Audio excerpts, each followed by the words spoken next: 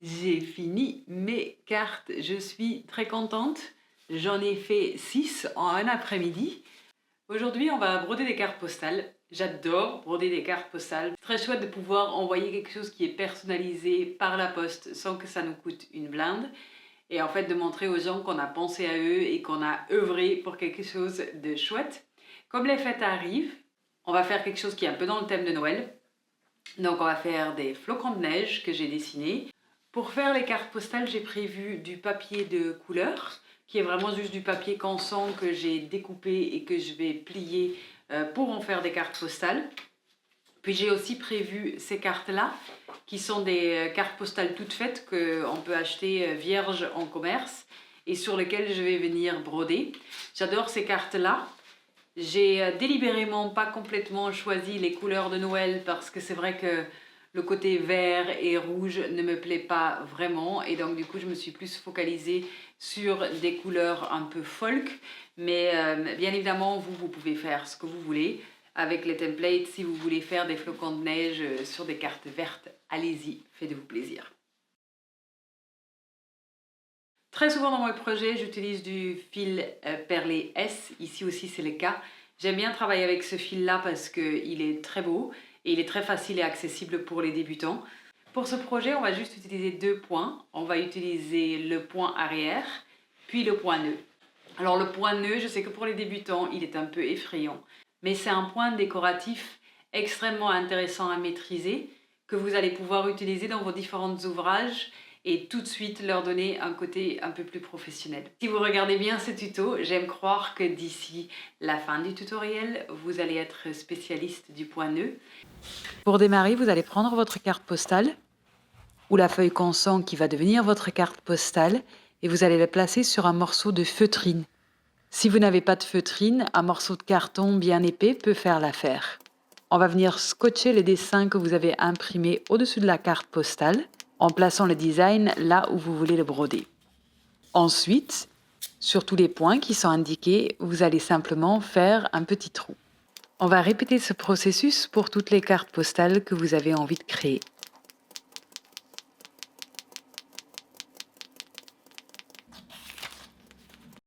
Pour démarrer la broderie, on va prendre un fil perlé et on va, comme d'habitude, le couper d'une longueur qui va du pouce jusqu'au coude. On va faire un nœud. Ensuite, toutes les lignes que vous voyez sur le dessin, on va les reproduire avec un point arrière. L'objectif du point arrière est donc de créer une ligne continue et on obtient cette ligne continue en démarrant tout d'abord avec un seul point en avant. Et ensuite, vous allez toujours avancer un point plus loin que la ligne que vous venez de créer et revenir en arrière, rejoindre les derniers trous de broderie. Essayez autant que faire se peut, ne pas faire des grands sauts. Quand vous arrivez au bout d'une ligne, essayez de créer la ligne qui est juste à côté de celle que vous venez de créer. L'objectif, c'est d'avoir une broderie à l'arrière qui soit le plus propre possible.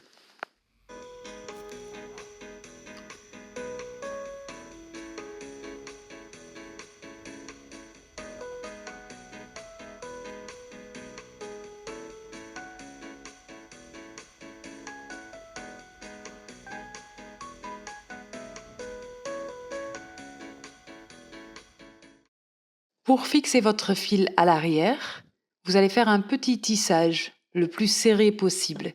Alors comme on est sur une broderie linéaire, il n'y a pas beaucoup d'endroits où vous pouvez fixer votre broderie. Donc vous faites au mieux. Si besoin, vous faites quelques allers-retours, comme si vous étiez une machine à coudre. Vous allez un peu en avant, un peu en arrière. Et puis pour vraiment fixer le tout, on va venir faire un petit nœud. Pour faire un petit nœud, il suffit de repasser sous le fil où votre dernier fil se trouve. Ça va créer une petite boucle. Vous allez plonger votre aiguille dans cette petite boucle, accompagner doucement votre geste jusqu'au bout et vous allez avoir un joli nœud autour du dernier fil. Créer un point nœud est un peu plus compliqué, mais pas tant que ça si on décompose les gestes. Ce que vous allez faire, c'est que vous allez d'abord vous assurer que votre fil est bien tendu, donc qu'il est bien serré à l'arrière de votre carte. Vous allez tourner 2 fois votre fil autour de votre aiguille. Ensuite, vous allez repiquer dans le même trou d'où votre fil sort. Une fois que vous êtes re-rentré dans le même trou, il vous suffit de tirer sur votre fil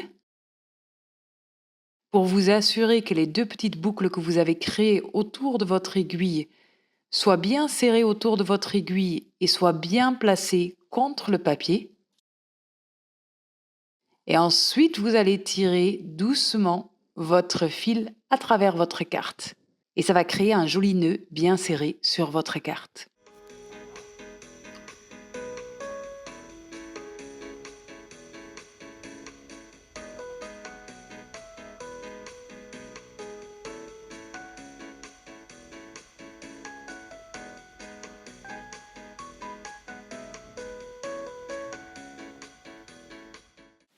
J'ai fini mes cartes. Tidou. Je suis très contente. Je ne sais pas si vous les voyez bien. Je pense que c'est lui mon préféré. Oui, je pense que c'est lui. Est-ce que c'est mon préféré? Lui ou peut-être lui parce qu'il est un peu beige mom comme ça. Sad beige mom pour Noël? Non, je ne sais pas. Non, je le trouve bien, mais je me demande s'il fait pas un peu trop Ikea. Je ne sais pas. Peut-être que le bleu est mieux quand même. Il est un peu de meilleure humeur, non?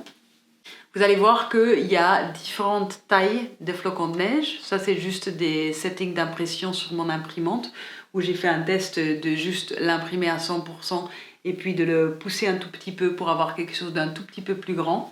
Pour finir, alors j'ai fait combien de cartes cet après-midi? J'ai fait 1, 2, 3, 4, 1, 2, 3, 4, 5 cartes. J'ai à peu près travaillé 3 heures, 3 heures et demie, mais en sachant que j'ai filmé le processus, donc forcément ça ralentit un peu le tout. Donc c'est vraiment quelque chose qui est très accessible à faire à la maison et quelque chose de très chouette parce qu'on peut le finir dans la journée. Et c'est vrai que moi j'ai une affection particulière pour les projets qu'on démarre le matin et qu'on finit en soirée, parce que comme ça permet de clôturer la journée sans avoir la charge mentale d'avoir un projet non fini dans ses tiroirs. Ce que j'adore aussi avec le fait de faire des cartes brodées, c'est qu'on va avoir le joli motif sur le devant et puis à l'arrière, on va avoir le côté vraiment fait maison qui est très présent. Alors je sais que tout le monde n'aime pas ça. Il y a des gens qui vont recouvrir ça avec un bout de papier.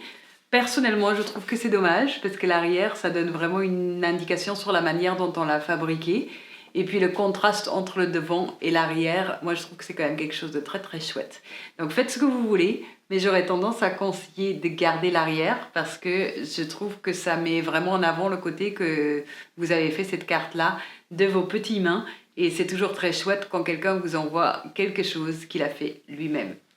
Cet exercice-là, je l'ai fait plusieurs fois dans des workshops avec des vrais débutants qui n'avaient jamais tenu une aiguille entre les mains.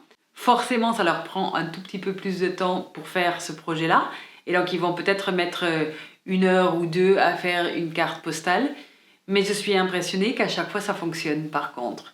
Donc, si vous êtes débutant et un peu intimidé, il ne faut pas l'être par ce projet-ci. C'est vraiment un très très très bon moyen pour commencer un projet de broderie.